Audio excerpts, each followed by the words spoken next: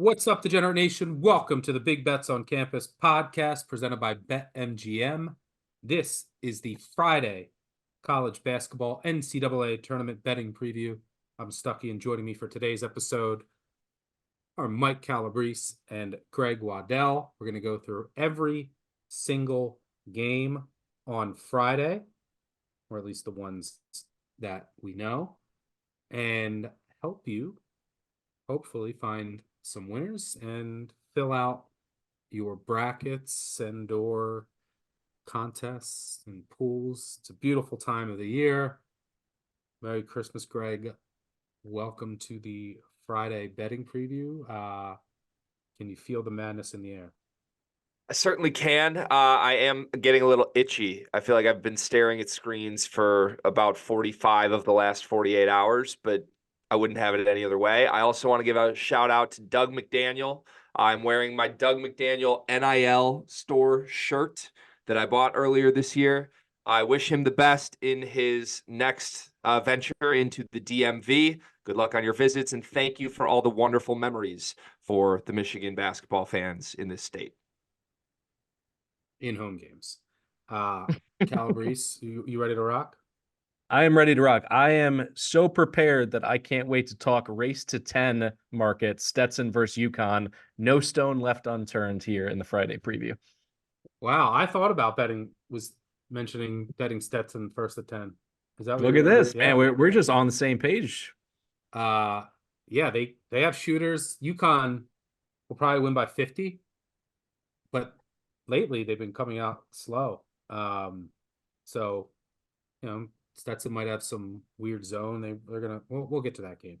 But we're gonna go chronologically, and let's start in Brooklyn, where Florida Atlantic, last year's Final Four darling, will take on Northwestern in an 8-9 matchup. This game will tip at 12:15 Eastern on CBS. FAU's 2.5-point favorite, over under 142. I don't believe Nicholson is going to play for Northwestern, which does hurt their interior D a bit. A lot of great guard play in this game. A lot of just great offensive sets that you'll see. Pace probably, if Northwestern wants to slow this game down, I think that will work in their favor. The defenses both do have some holes that each offense will be able to attack. Do I trust the FAU guards, their turning experience, or arguably the best player on the court in Boo Buie? I would not. There's no one else I would rather turn to help me out with this game. I keep going back and forth on it. Then our Big Ten correspondent, Greg Waddell, and Boo Buie enthusiast. What is the look here between Northwestern and FAU? I have also gone back and forth on this. My initial reaction to this bracket comes out. I'm like, damn, I can't believe they did this. Everybody's going to want to pick Florida Atlantic. It feels trappy because it feels like, to me, I don't have the numbers to back this up, but historically when they get that 1-8 or 1-9 matchup, whatever the darling narrative game would be in the round of 32, which is clearly UConn, Florida Atlantic here, a lot of times it feels like something goes awry and it just doesn't happen. Boo Buie would be a great Stetson money line?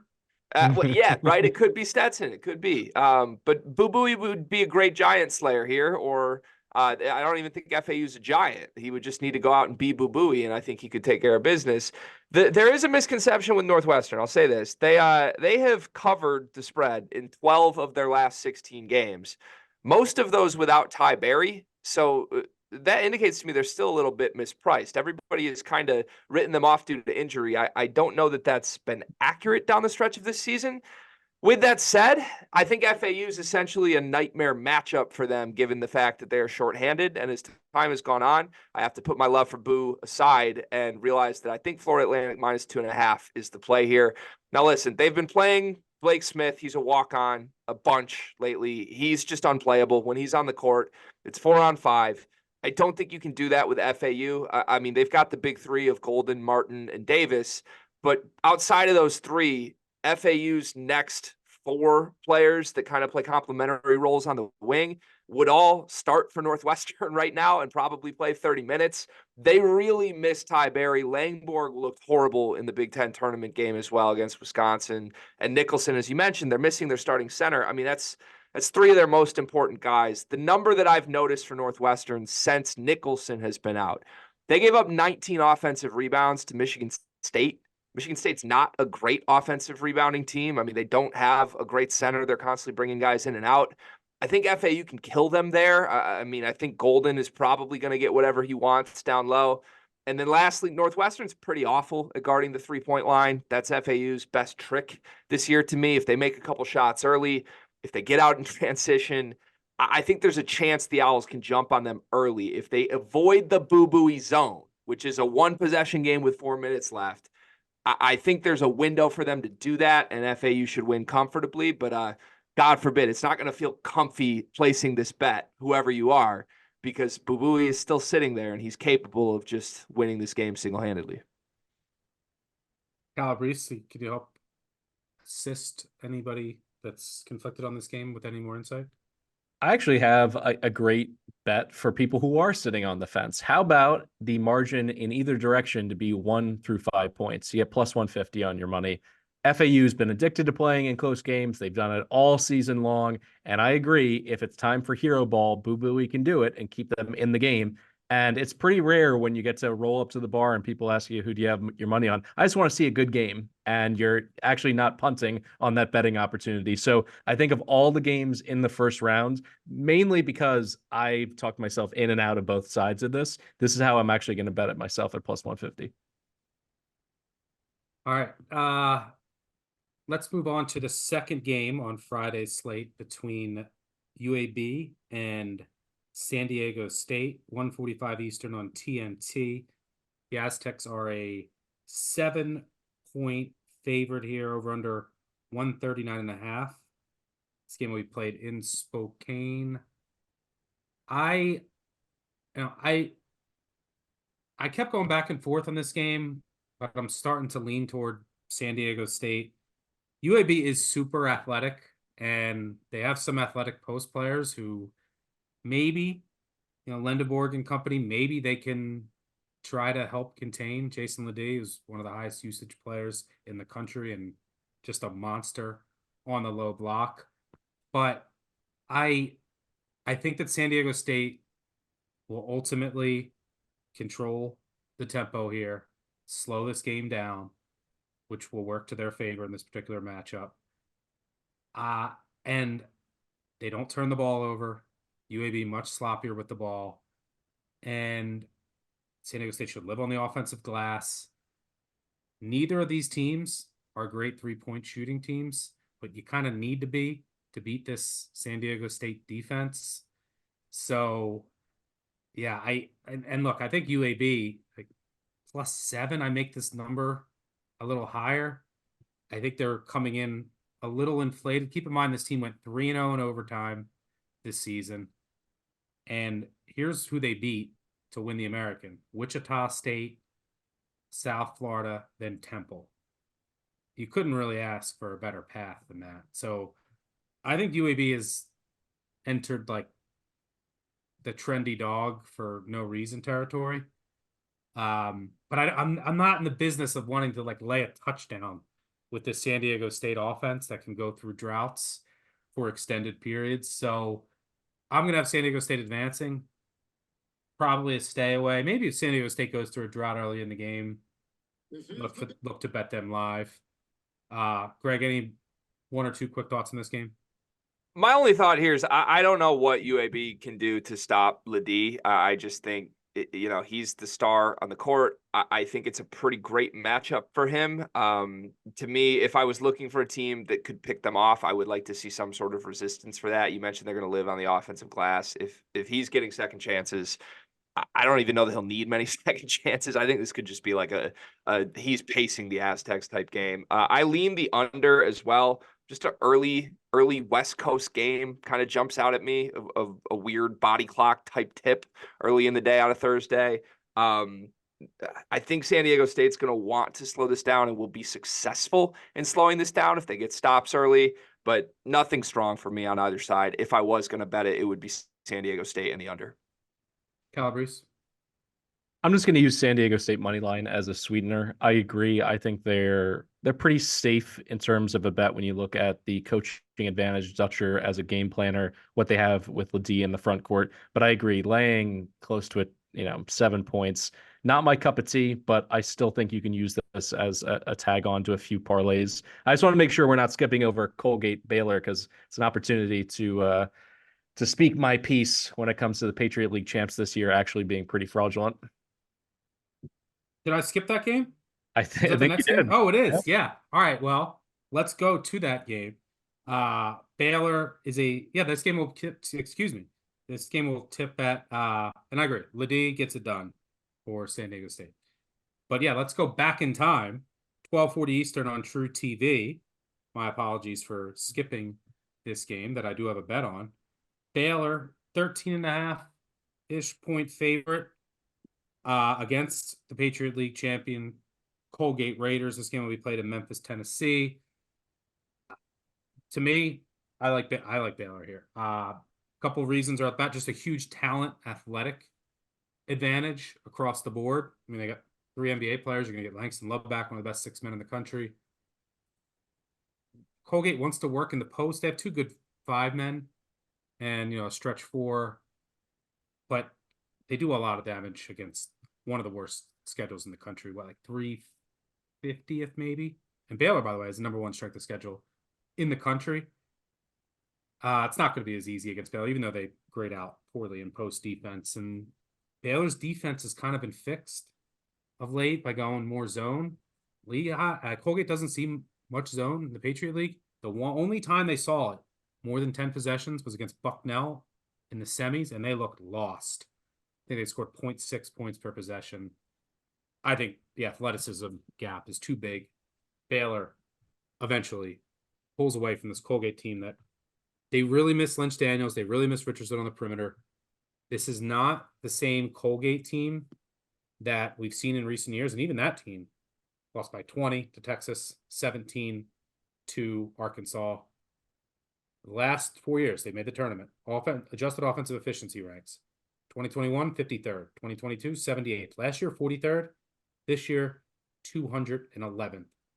And against the only 3 tournament teams on the schedule, Colgate lost by 27 to Arizona, 17 to Illinois, 18 on a neutral court against Yale. They didn't score more than 57 points in any of those 3 games. I just can't see them hanging with Baylor. I know that Greg loves him some Colgate, but you're on my side here with Baylor. You think Colgate's fraudulent, Calabrese?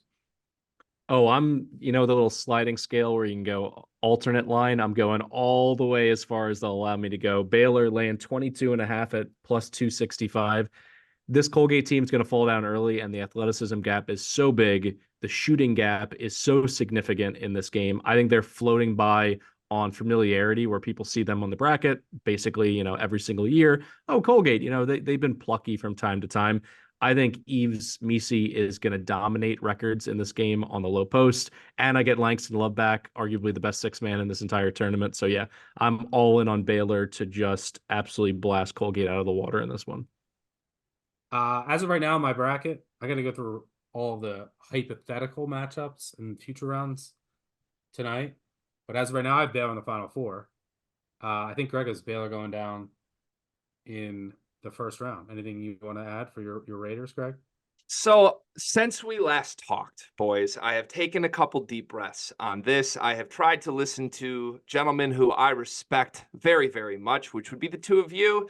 And I don't think I am bold enough to double down on Colgate moneyline. With that said, you finally mixed in the water. Good for you.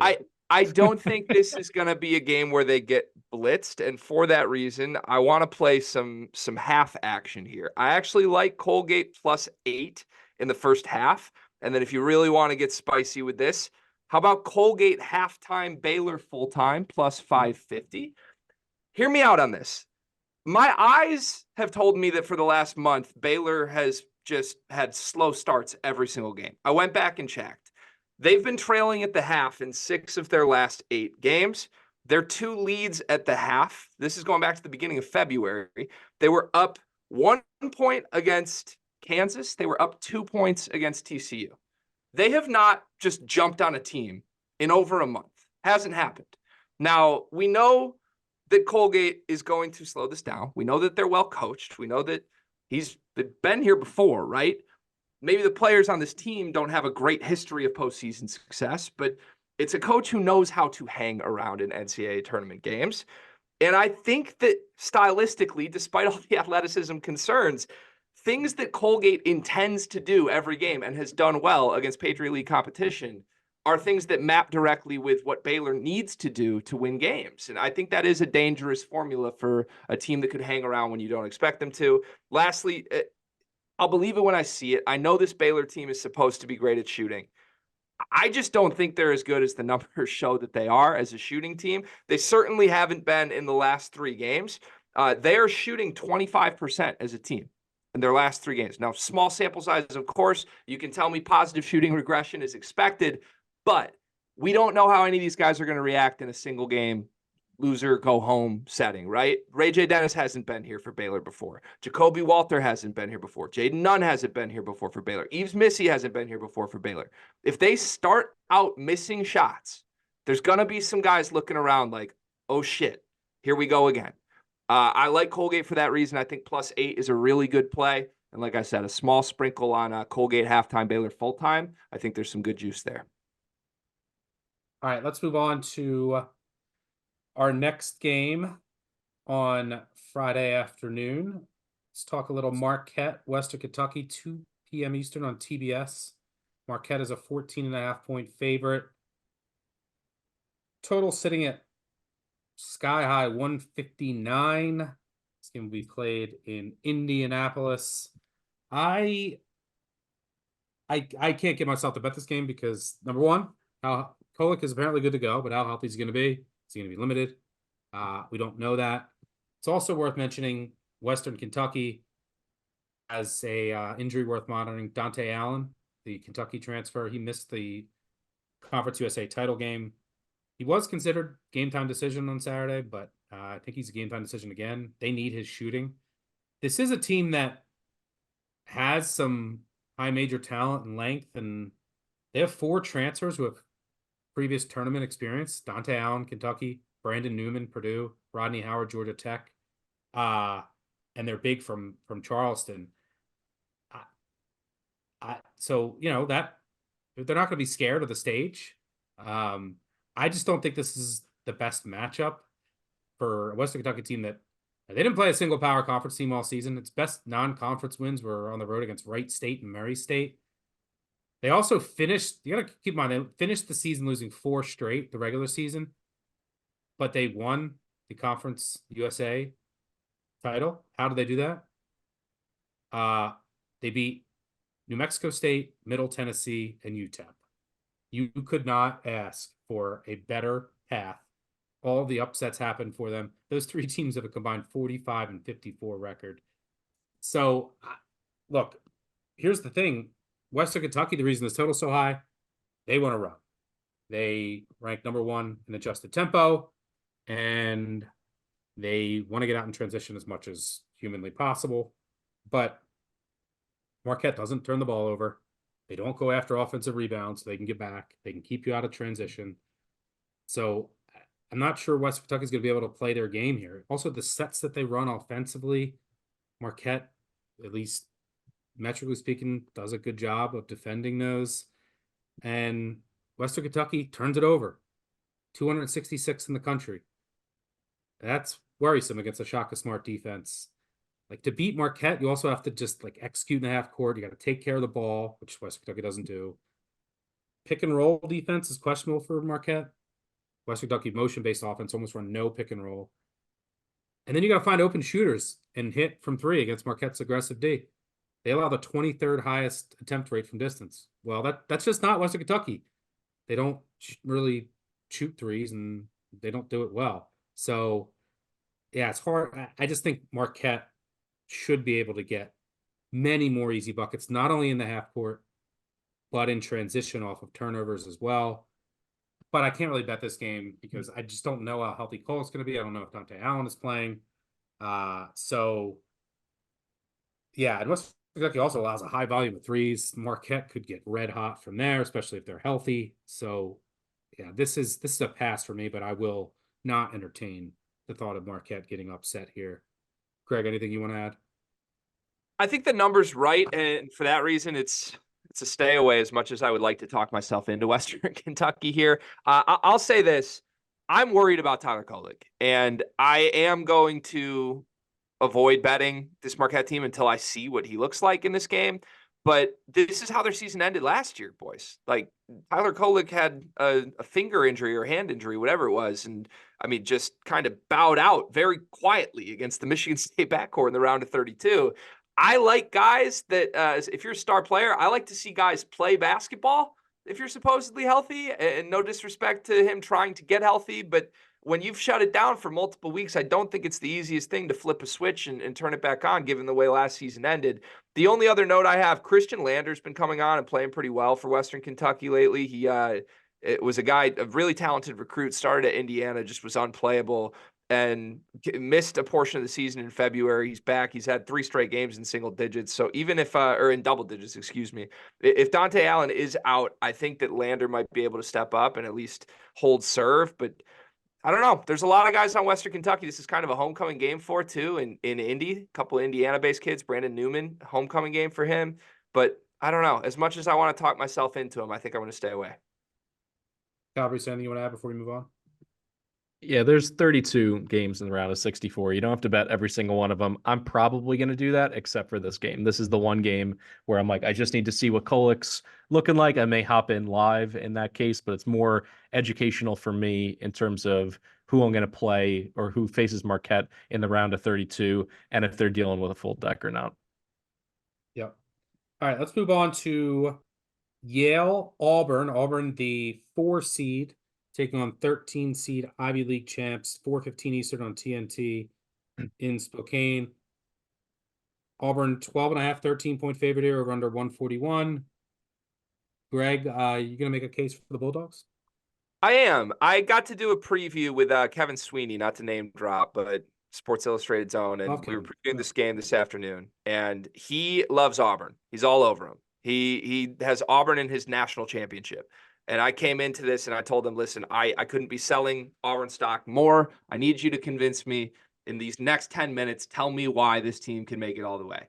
And he essentially got to a conclusion where he was like, well, if Jared Harper was on this team, this would be the national champion. There's parallels to UConn last year. 4th best team in KenPom, on the 4 seed line, undervalued. Nobody sees it coming. And I'm like, well, yeah, if they had a great guard, I'd be very in on this team. They don't have a great guard. So that's not a sell for me. Look, I still don't buy it at all. The same way that we had to wait 3 months to accept that Alabama's not who KenPom told us they were. We had to see them play 12 games against top 30 opponents to realize they were going to go 2-10. And okay, yeah, they're not that good. Auburn's 1-4 on the season against top 25 teams. They have 1 win. The win was Alabama.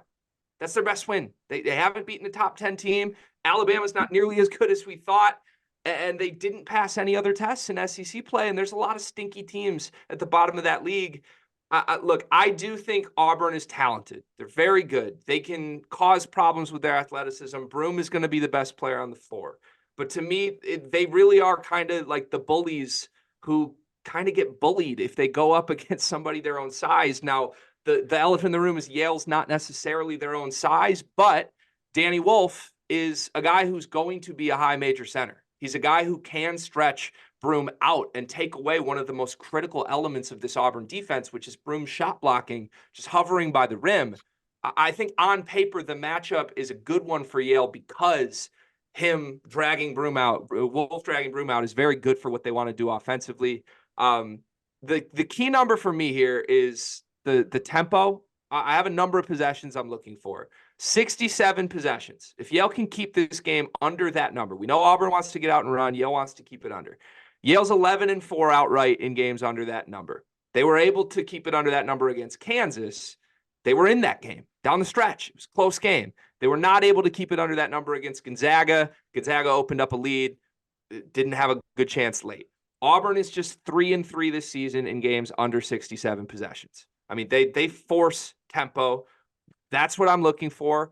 I think they can do it. And beyond that, Yale, they don't turn the ball over. They're not going to get spooked by the run and jump turnover forcing Auburn defense. I think this is worth a sprinkle on the money line. In my bracket, I do have Yale to win, advancing. It's one of my favorite underdog picks of the week, but I love the plus 13. I think that's one of the safest against the spread plays for me of the first weekend. Yeah, I agree. I mean, look, they're 327th in adjusted tempo. They are also 308th in 3-point attempt rate allowed. Increases variance more. If you're talking about a potential outright upset. And Auburn, they're look in fairness to them, like they have blown out almost everyone. All of their wins in the regular season came by double digits. Only Texas A&M was within 15 points.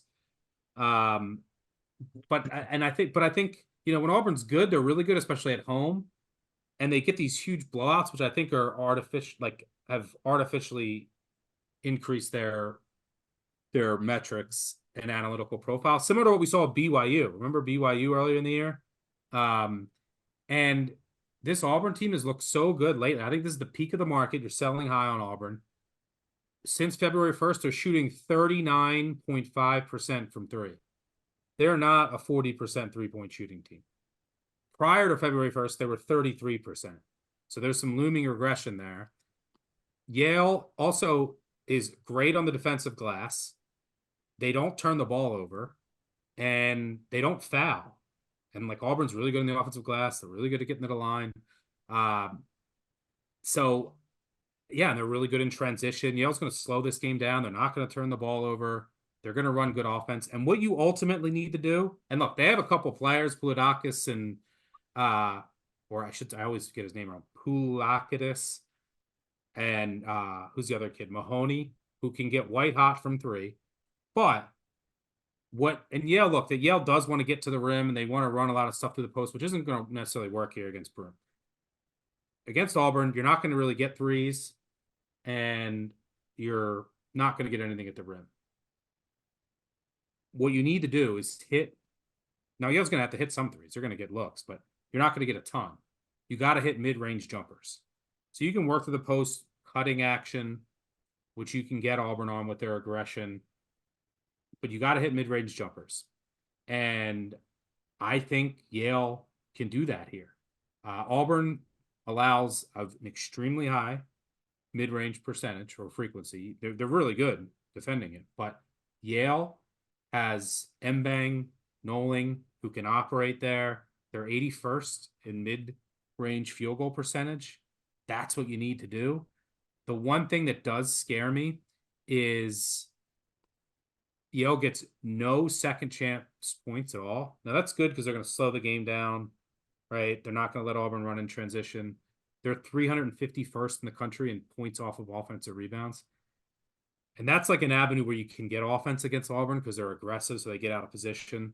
That scares me a bit. The other thing that scares me is the fact that Auburn, Yale doesn't get to the line a ton, but Auburn's really aggressive. They're probably going to get to the line some. Yale can just go so cold from the line. They're not a great free throw shooting team. And as far as, especially for picking an outright upset, you don't want an overmatched dog athletically and talent-wise to leave 3 points just at the charity stripe. It would just, I could see that burning them. But if Yale can slow this game down, look, they're obviously at a huge athletic and talent mismatch, but so was Princeton against Arizona last year in a 2 versus 15. And this is a 4-13. I know Auburn got a raw deal. Probably should be a 2 or 3 seed. But I think this is at the peak of their market value. And if Yale can slow this game down, I think they have a chance. Kyle Brees, you want to add anything? I said it during the live bracket reveal. I lean Yale. I don't think they can win outright, but I think this number at 12.5 is too many points. So I'm going to be on them from that regard. But if Danny Wolf gets in foul trouble, I think the dam could break, and I think Auburn could just be stuffing home every single second chance opportunity, bottle cap and dunks in, and the roof could cave in on the Bulldogs. So in terms of a single player, foul trouble being like a 5-alarm fire situation, it's Danny Wolf leaving this game and heading to the bench early in the first half. All right, let's move on to our next game. Texas A&M, Nebraska, Memphis, Tennessee, 6:50 p.m. Eastern, TNT. Nebraska looking for its first ever tournament win in program history. 1-point favorite here, total 147.5. I think this will be a great game. I ultimately settled on going with Texas A&M. Not sure I'll bet it, but I am biased. I love Texas A&M. I do have a Final Four future on them. I love Wade Taylor. There's some advantages here for both teams. Like, you gotta hit threes against Nebraska. Texas A&M can't really do that. But can Texas A&M just win this game on the glass? That's where I think they will ultimately win it. Just dominating the glass on both ends, second chance opportunities. Nebraska, not a good defensive rebounding team. So I'm sure Texas A&M is going to take a ton of bad shots, and they're basically like, their offense has been better. They're playing a little faster, and Buzz has just kind of said, "Hey, Radford, hey, Wade, just go to the basket."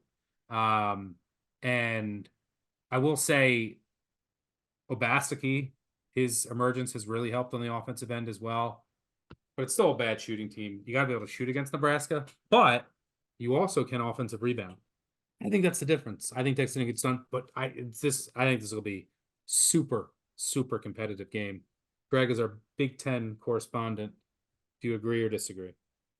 I love where you landed, Stuck, because it's where I landed as well. And sometimes it hurts when you've watched a team for 4 months and you come into the NCAA tournament being like, I can't wait to back up my belief in a team like Nebraska by picking them to the second weekend. Let's watch them make a run. But then they just get given a team that you have no idea what they're going to do with. That's this draw for me. A&M has been awesome at second chances. As we know, the number one offensive rebounding team in the country. They're just the best in the sport at it. Top since Nebraska, 26, highest offensive rebounding rate since 2016. Ridiculous. And it's how, like, it's relentless. It's a team effort. It's not like they just have one monster down there. Like, that's the entire game plan of how to win games. You have to be at least formidable against that to make yourself have a chance to win comfortably against A&M. Nebraska's not. They're 223rd at preventing offensive rebounds. Coming into this game, it's a fun one because both these teams are peaking, right? Since the calendar flipped to March. Texas A&M is the 5th best team in the country. Nebraska is the 7th best team in the country per Bart Torvik. Go back a little further. Go to February 10th. If we take a closer look at what these two teams have actually done to get the analytics sites to speak so highly of them late in the season, let's take a look. Nebraska, their wins since February 10th, over a month now. Michigan, Penn State, Indiana, Minnesota, Rutgers, Michigan, Indiana. You guys don't have to think too hard to tell me what those teams have in common. They're horrible basketball teams. Texas A&M in that same span has wins over Tennessee, Kentucky, and Mississippi State. I think Texas A&M's turnaround is legit. I think Nebraska's turnaround is very much schedule driven, and give them credit for separating and elevating their program forward beyond a very mediocre Big Ten conference. But this is just a nightmare matchup, guys, because I don't know who they can even guard Wade Taylor with. I was trying to think about this. It's like, if Keisei Tominaga's on the floor, he can't hide anywhere. You can't put him on Radford or Taylor. I think either one would kind of go right through him. He's going to be on the floor, so that's already a liability. Hoiberg's son can't play at all in this game, and he's been playing 20-ish minutes a night. CJ Wilcher would be the personnel guy that you would think would be the best matchup to try and take on the challenge of Wade Taylor, but CJ Wilcher didn't play in the Big Ten tournament due to injury. It leaves them in a really, really tough spot.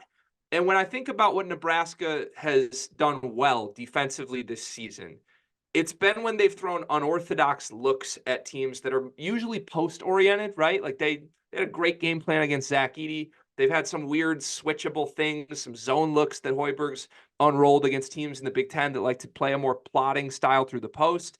They're going to have to go zone here because they can't guard Wade Taylor one-on-one. Just can't do it. So when they do go zone, A&M's going to have so many chances to just dominate and do what they do best on the offensive boards.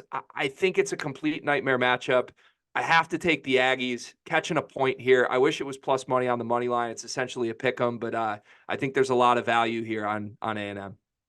Yeah, we talked a lot about the Nebraska defensive resurgence, but you mentioned who they played. Also, since February 1st, opponents are shooting 29.5% from three. Before then, 33.5%, which is probably what you'd expect for a team that gives up high volume of looks. So that's kind of juiced up their defensive metrics a bit. So yeah, I think we came to the same conclusion, but it definitely won't be easy. Calabrese, did you want to add anything here?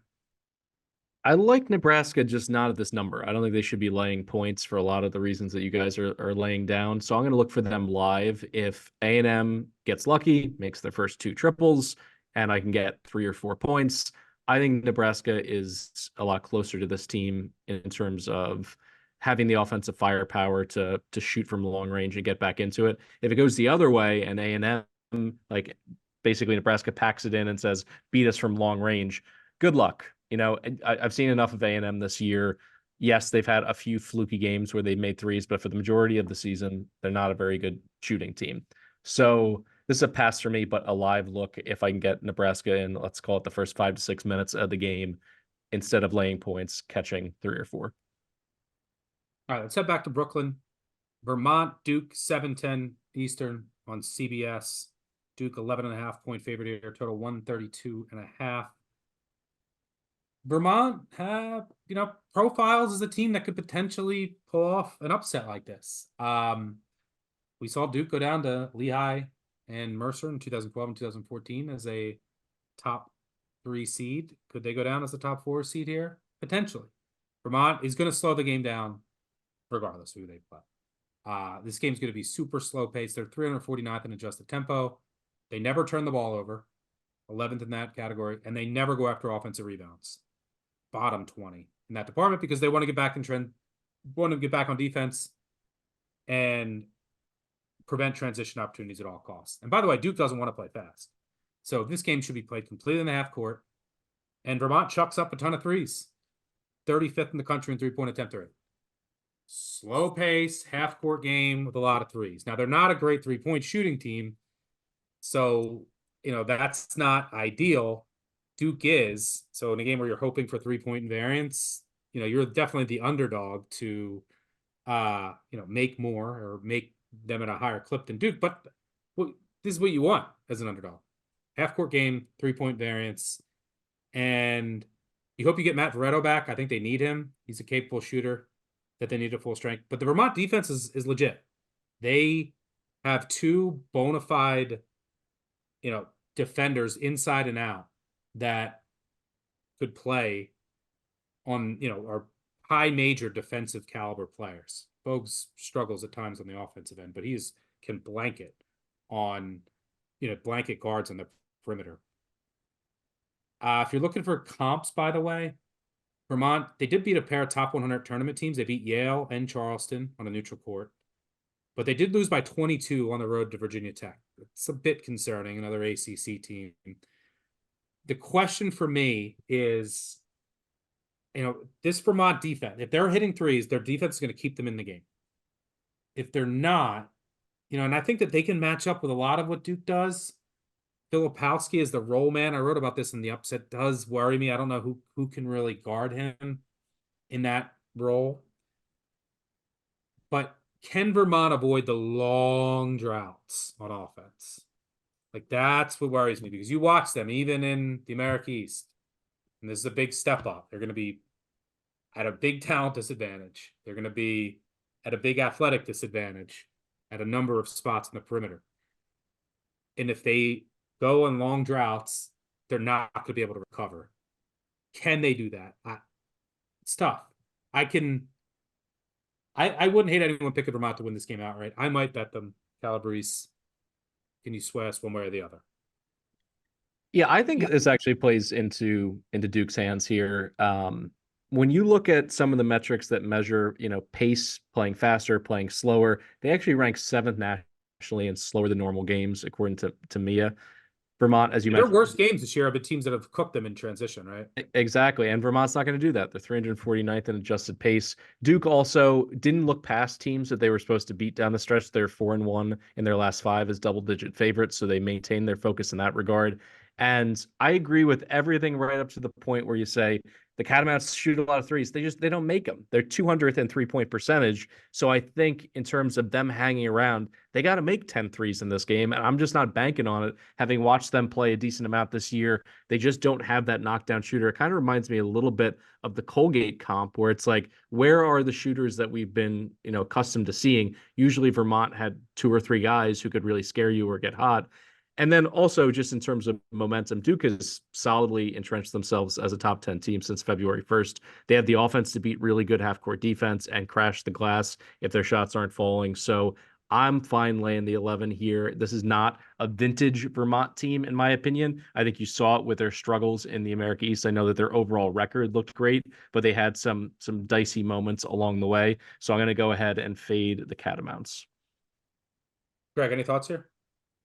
I lean Duke to cover the number at 12. I just don't see anything truly profile-wise with Vermont that makes me want to believe that this is a team that has staying power in this tournament. I stuck your points on why they are kind of fitting the key categories of teams that can do it. Makes sense to me.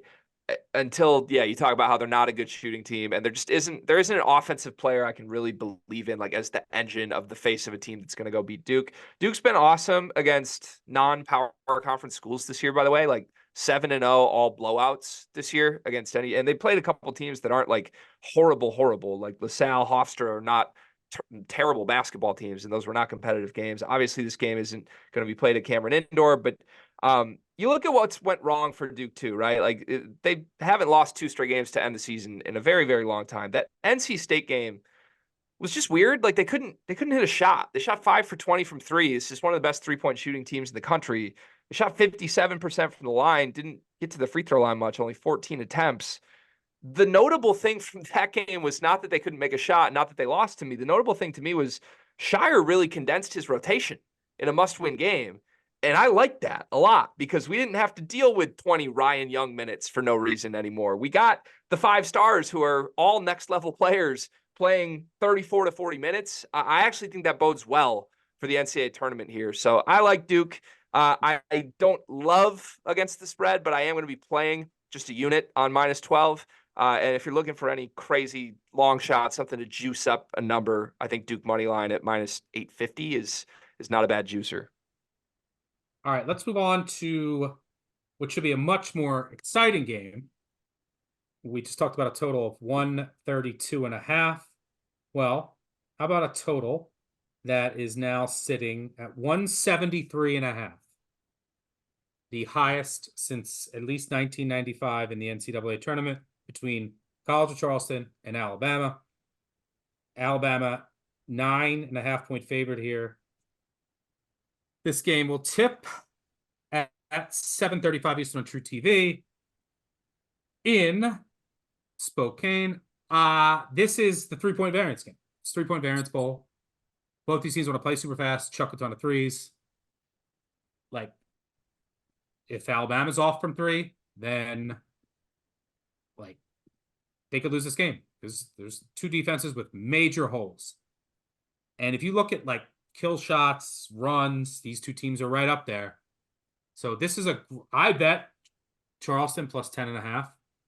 I'm probably going to buy some back and just trade this game live, because there is a world where there's a lot of worlds where if Charleston is off from 3, and I will say they've been running hot. So the thing that scares me about my bet is, they've been running hot from 3, and Alabama has been super unlucky since February 1st. Alabama, 32.8% from 3 since February 1st. They were 38.8 prior to that date. Charleston is 39.2% since February 1st. They were 32.2. So there's, in a game where we have a ton of 3-pointers, I worry a bit about regression. But here's the thing. When Charleston goes cold for stretches, Alabama is going to cook them in transition and cook them at the rim. So Alabama gets to the rim a ton too, and there's no rim protection for Charleston. But there's undoubtedly major issues defensively for Alabama. Across the board. Nate Oates, there's nothing he can do. That the pieces aren't there with this roster. There's too many guys. They have no rim protection. There's too many guys who just don't have defensive DNA. They just don't get it. Charleston can score, but a lot of it's going to come out of three-point variance. So you want an upset pick, you could pick Charleston to win because they're on and Alabama's off. Guess what? Charleston's probably going to win this game. Alabama goes 6 of 30 from 3. And if Charleston's off and Alabama's on, then Alabama, yes, they're going to win by 35 points in this game. So I like Charleston. We're probably going to buy off and then just buy off some of my position and then just bet this game live. Like there's going to be a ton of runs in this game back and forth. No lead will be safe. Yeah, I think where your head's at is correct. I will also say from a live betting perspective, if Alabama gets down early and this gets closer to them -3, -4, I'm interested in hopping in because beyond the 3-point barrage that we're going to see from them, I'm also wondering, having watched Charleston play on the defensive end, who's checking Mark Sears? Because yes, they live and die with a 3-point shot, but he's going to get into, the heart of their defense and facilitate and finish at the rim. And I would just really love to get a good number. If we can get like a 10-2 start from Charleston, that's a dream scenario for me. I don't have a pre-match bet on this one. I'm going to wait. But in terms of like the ability to get back into it, both of them have it. I'm just more interested from a betting perspective in grabbing Bama at a good number. Yeah. And for what it's worth, Alabama blew out all the inferior competition it faced. And Charleston's results against the only 3 tournament teams it faced are not pretty. They lost by 9 to Vermont on the neutral. They lost by 18 to Duquesne on the neutral. They lost by 16 at FAU. FAU and Duquesne both got to 90. Charleston defense is not good. Do you have any thoughts here, Greg? Yeah, I do. I think you guys hit all the major points. It's going to be a very fun game to watch, and I'm about to introduce you guys into the most fun way to bet a game in the first weekend in just a moment. But I will add quickly, if you believe Charleston can keep this game close, I think the value is to take the money line at plus 370 more than it is 9.5. Because if Alabama's going to win this game, it could be by 20 to 35 points, like you guys said. If you inherently believe Charleston's going to cover 9.5, that means you believe they have a chance to win the game. I would play it pre-game if you do believe that, and then maybe look for Alabama live, as Calabrese said. But the important thing to me, guys, there's going to be so many threes shot in this game. I can't wait. And we could bet them. We could bet them individually for a lot of guys. And let me introduce you to the most fun way to bet the first weekend.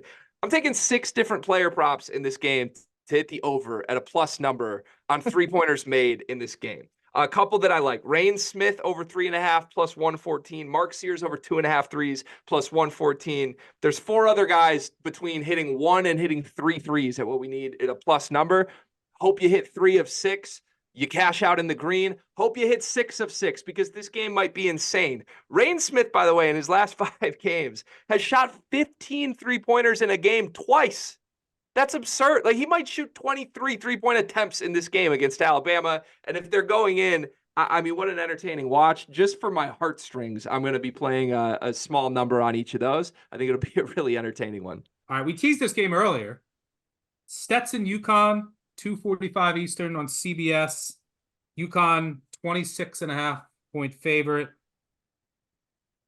Total's 146.5. This game will be played in Brooklyn. I mean, Stetson's not going to stop UConn. Like, yeah. Does UConn come out slow and then win by 20? Do they come out fast and win by 30? What happens in garbage time? Like, I have no interest in betting this game. But we hinted at a first to 10 bet, Calabrese. Do you want to plus 350? I mean, come on! Like they're going to come out with their hair on fire. It's the one opportunity to get to the first TV timeout and take a photo, and it says, Stetson 11, UConn 4, and we frame that and put it on the mantle. That's their only shot in this game to have any positive memories.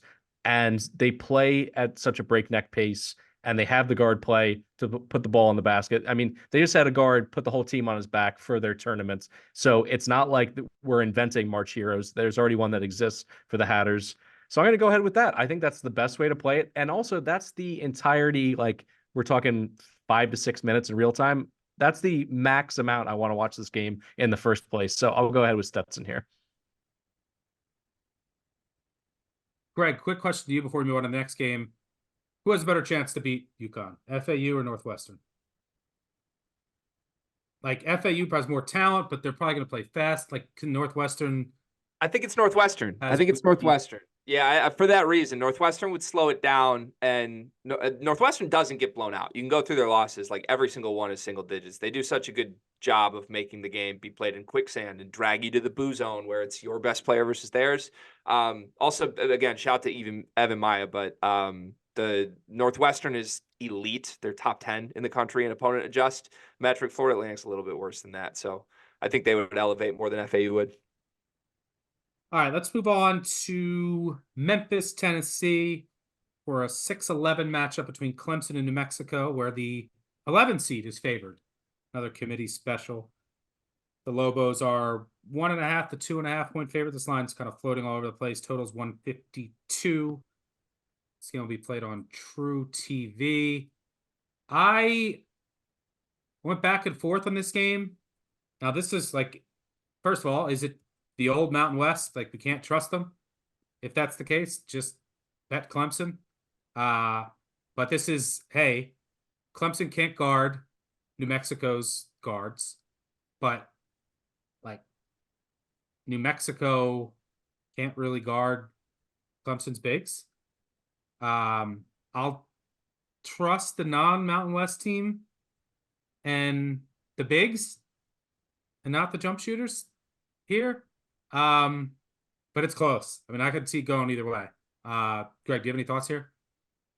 Yeah, I think New Mexico's bigs have a better chance at making it tough on PJ Hall than Clemson's guards do on the trio. It's mostly personal belief. And look, I'm afraid because everyone on earth wants New Mexico here, right? Don't sleep on Shiflin, by the way. He's fine. He's a good cosplay, Well, cosplay, whatever you call rebounds. it. He's cosplaying as PJ Hall. He should transfer to Texas A&M, by the way. He fit in very well, very, very well. Yeah, I don't know. I guess I worry about New Mexico, like not tired legs, but just like the 4 games in 4 days conference tournament thing kind of jumps out at me, and everyone public is going to be on New Mexico here. But look, at the end of the day, this is one of the most underseeded teams in the tournament. If you buy Ken Palm's ranks here, they're 23rd nationally. That is 11 spots higher than Clemson is. They should be, doing some math in my head here, a 6 seed. Clemson should be a 9 seed. If you believe Ken Palm is the Bible, it's too much to pass and basically a pick 'em for me. I like the backcourt much more than I like a team trying to play through PJ Hall through a solid front court to win an NCAA tournament game. See, I know New Mexico's defensive metrics are great, but I still don't trust their defense if they're not turning teams over. And Clemson doesn't turn it over. But I could make, like, if you told me to, hey, you got to sit here and argue for New Mexico, I could make the case for New Mexico too. Really intriguing matchup. Calabrese, you want to break the tie? Yeah, enough of Clemson. All right. They're outside the top 100 in 3-point percentage. Outside of PJ Hall, I just don't see them. They're 102. Come on. Yeah, I'm just letting you know. The only thing that's of interest to me really in this game is New Mexico's outside the top 200, by the way. Does Clemson switch it up to a zone? Because they did it late in the season with some limited success. Like, that's kind of interesting to me, because if this becomes, can New Mexico beat them in transition? Of course they can. So, I mean, shot quality as Clemson is one of the worst transition defenses in the field. And that means a lot of easy buckets for Patino's Lobos in this one. They're 8th in tempo. The Lobos are, and they don't turn it over very much. I understand that their defense doesn't turn over opponents, but they're 11th nationally in turnover percentage. Fewer than 12% of their trips ends with them giving the ball away. So I don't know. I just, this is a team that I've been on really the whole season. I've been banging the drum that they're starting 5 when they're all together and they're all healthy. This is a special group. And I think this is the year they finally break the jinx, the curse, the narrative, whatever you want to say about altitude in the Mountain West Conference. I think they are just by far the better team, and I trust their guards. I trust House in particular. I think he's going to be not just one of the best point guards, but one of the best players in this whole tournament. I would go zone, by the way. And Mexico doesn't grade out well against zone, for what it's worth. Right. So that's the only thing where it's like, if you give me a little, like 90-second grace period where I get to see those first two possessions. Is Clemson coming out with a zone, and is it effective? Is New Mexico prepared for it or not? Then give me a chance to switch my bet or back out of the bet. That's the only thing I would ask for, because otherwise I think if they play man-to-man, they're going to get cooked in this game in transition, and New Mexico is going to win going away. All right, let's move on to our next game. 9:20 Eastern on TNT. 1 seed Houston will take on 16 seed Longwood. This game will be played in Memphis, Tennessee. Houston, 24.5 point favorite. Total 128.5. Oh, it's a high number for a low total, but Houston has a history of smashing these completely overmatched teams in the first round. Longwood, like, is sort of a Houston light in a way, like just in their league, how they want to play. They're a dominant offensive rebounding team. They get to the line a ton. Like, Force a lot of turnovers. Yeah. Force a lot of turnovers. Now they're going up against just like the way better version of themselves, which I don't think will end well. But I mean, I've no interest in laying. This number is ridiculous. 26.5 with a total of 128.5.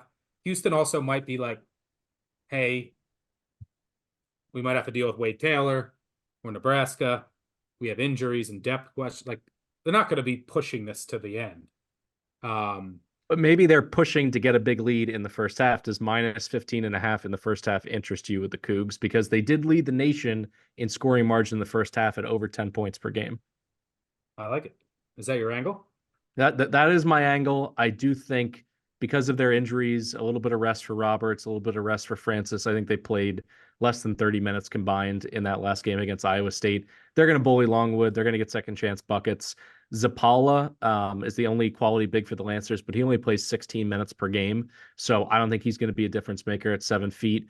And when the bench comes in, I think the run is coming. So 15.5 may seem rich, but I think the way that you're thinking about it is they're focused in game planning for that second round matchup against either the Cornhuskers or A&M. And I think they want to make it easy on themselves by just putting this game to bed early. Yeah. And like Longwood wants to like attack the rim and they don't shoot threes. Yeah. You can't do that against Houston. Like, I don't, how are they going to score? It's interesting too. They force almost 14 turnovers per game, but they don't convert those into transition buckets. They have fewer than 10 fast break points per And game. Houston never turns it over. Right. So I just don't see where these scoring opportunities are coming for the Lancers. Yeah. All right, let's move on to the Greg Waddell slanders Greg Gard portion of the show. Let's head to Brooklyn once again. James Madison, the 12 seed, will take on Wisconsin. Trendy 12. I think this might be the trendiest. It's always the trendy 12. Doesn't mean they can't win. But a lot of people picking JMU to beat Wisconsin. Wisconsin's a 5-point favorite here. Over under 145.5. 9:40 Eastern on CBS. Greg, are you buying or selling Wisconsin this week? Which way is the wind blowing? Yeah, over under 11.5 sentences of slander that I have for Greg Gard in this segment. It's coming. I'll take the over. Look, they're the trendy upset pick because they are likely the best mid-major in the country, depending on how you feel about McNeese, right? These are the two teams with the most firepower that could really make a deep staying run in this tournament. And James Madison got a draw that I think is extremely favorable. The entire story of Wisconsin's turnaround, quote unquote, in the Big Ten tournament was just they shot the lights out, guys. That's all it was. For 2 games, they couldn't miss, and then they catch Purdue, and they did not shoot well against Purdue. But in that game, crazy things happened. Like, Braden Smith was hurt. We knew that. He was trying to play through 36 minutes when he was clearly hobbled. Zach Edey had a technical early in the game and was benched for most of the first half because he picked up a tech after a shove in the back. Like, everybody on Purdue was on edge. Things were weird. And this isn't about Purdue. It's about Wisconsin. But the point is, they've been a poor shooting team for much of the second half of the season. Prior to February 1st, they shot 36% as a team. Good enough. Pretty solid. From February 1st until March 10th, they shot 30%. It tanked. They couldn't hit a shot. And then last week, they shot 41% from 3 And that includes the Purdue game where they were 7 for 32. So you do the math. They basically couldn't miss in the other 3 games. JMU has the second best 3-point percentage defense in the country. Teams don't make threes against them. So you're in a spot where you've shot the lights out for a week. You haven't been that good of a shooting team all season long. And in steps a really good 3-point defense. I think the writing's on the wall. And then on the flip side, Wisconsin is a horrible 3-point shooting defense. Teams make threes against them all the time. Teams shoot 37% from 3 against them. That's actually better than James Madison's mark on the year, and they're 41st in the country, making 36% from behind the arc. I think this is a pure shooting regression game.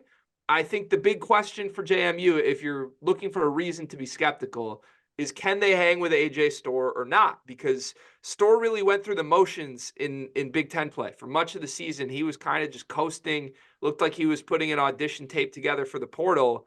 And then all of a sudden he snapped his fingers and woke up and wanted to be the best player on the floor in the Big Ten tournament. That says something about the way he's wired. But I think James Madison has answers for him because they do have a lot of wing-sized bodies that they can throw at him.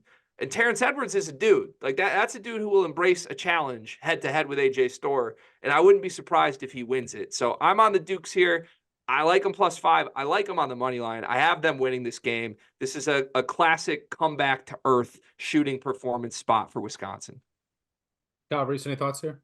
Yeah, I'm on JMU money line as well. Just ghastly underlying defensive metrics for Wisconsin. The fact that they are in like the 260s for effective field goal percentage defense, that's not what you want against a JMU team that is going to use early success to believe in themselves in this spot. They both get to play the underdog card and also a team that is second in wins in the entire country. So they expect to win, but they also get to play with a chip on their shoulder. And I like the matchups. You talk about Edwards, being a dude. TJ Bickerstaff, also a dude. 21-14 in a win at Michigan State. I know that seems like years ago, but that still counts for this season. So I don't think the stage is going to be too big for him. And nobody on the defensive end scares me for Wisconsin. So I think JMU, if they can get some success early, I think they may end up winning this one comfortably. Every once in a while, we get those 12-5 matchups.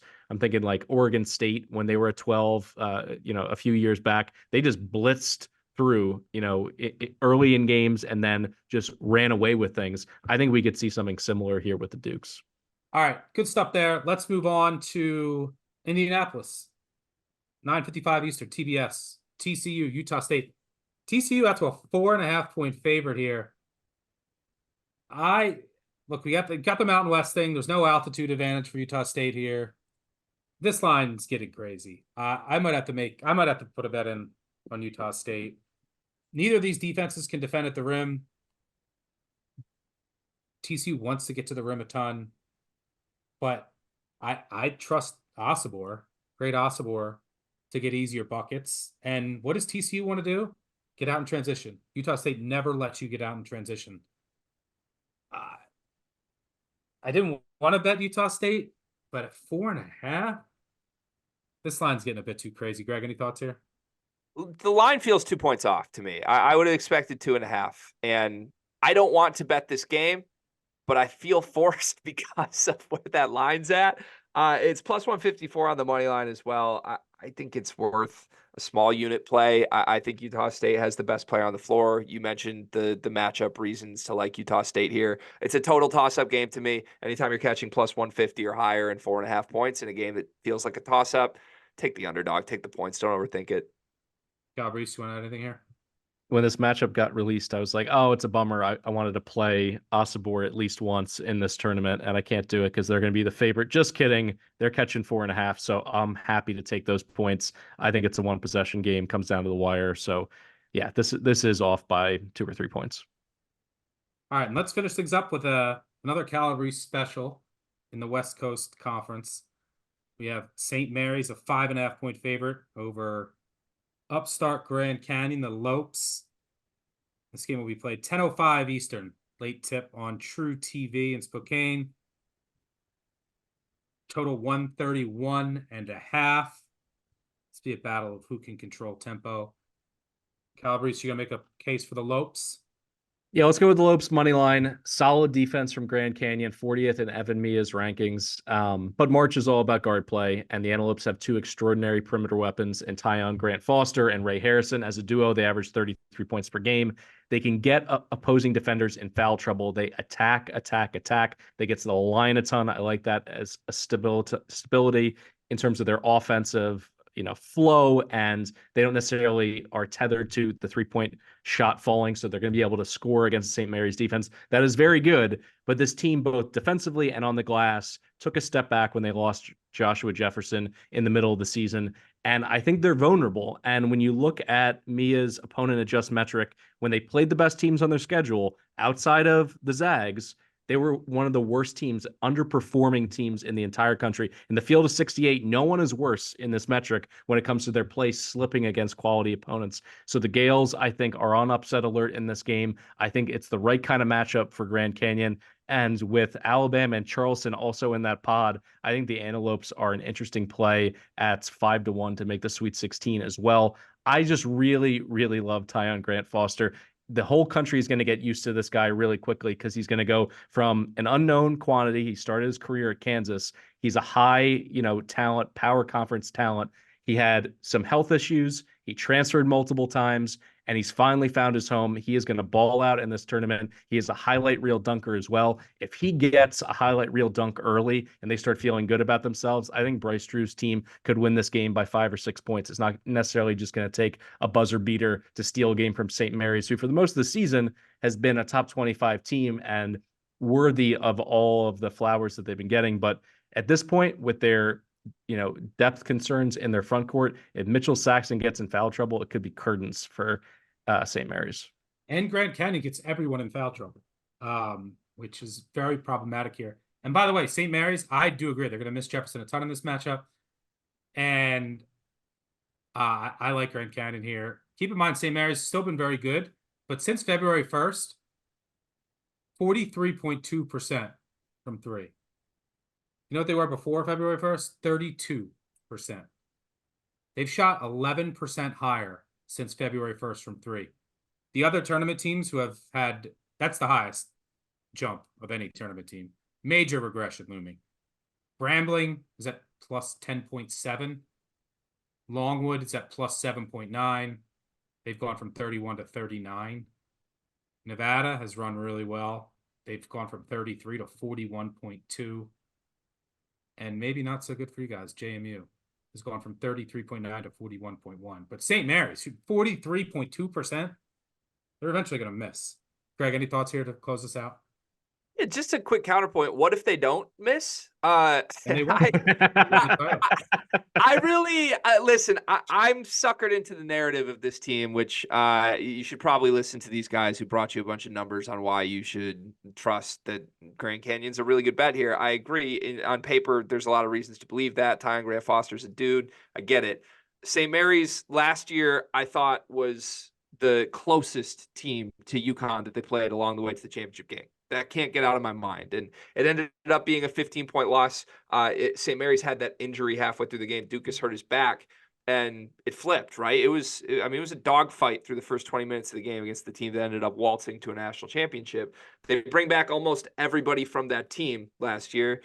Aiden Mahaney, I think, can be the best offensive player on the floor, at least in crunch time. And that's no disrespect to Grant Foster, who's a more complete player than him. But I've been really impressed with Mahaney in the biggest moments, especially against Gonzaga. Like, he has some shit. I want him to be more aggressive more often. Yeah, I agree with that assessment. There's moments he kind of shrinks, and it confuses me because he clearly is one of the best offensive players on the West Coast when he believes in himself and just like let him go to work. So I don't know if it's necessarily a coaching decision or the way that they just let the ball flow around offensively, but yeah, you need to force it into him and get him some confidence early. Yeah, he has some shit to him for sure. And I think my interpretation of it is he has been like a big game, more freed offensive player, but we'll see if that's true in this tournament. Randy Bennett's won the first game, at least in this tournament, 2 consecutive times, 3 of the last 4. I don't know. I have this team going deep in the tournament, so I can't pick against them in round 1. If anything, it's a stay away for me at the number at 5.5. And obviously, there's nothing to do with St. Mary's money line here. Yeah, if St. Mary's wins this game, I could see them going to the Elite 8. Very conflicting first round matchup for me. Do I pick the upset or pick Mary's to get the Elite Eight? All right, that'll do it for us. Break down all of the games that are set for Friday's slate. If you haven't checked out the previous episode, we hit all of the games on Thursday. Hope these helped you better prepare, not only for your bracket, but all of your bets. That'll do it for us. Thank you to Greg and Mike for joining me. Thanks to our producer on the back end. Most importantly, thanks to all of you for tuning in. Good luck on all of your wagers, all of your contests, brackets, pools, and enjoy the madness. We'll be back, by the way, Thursday, Friday, Saturday, Sunday for BBOC Live to preview each day's slate, give you much more info. But it's the best time of the year. Enjoy it. Good luck on all of your wagers, and we will see you later. Cheers.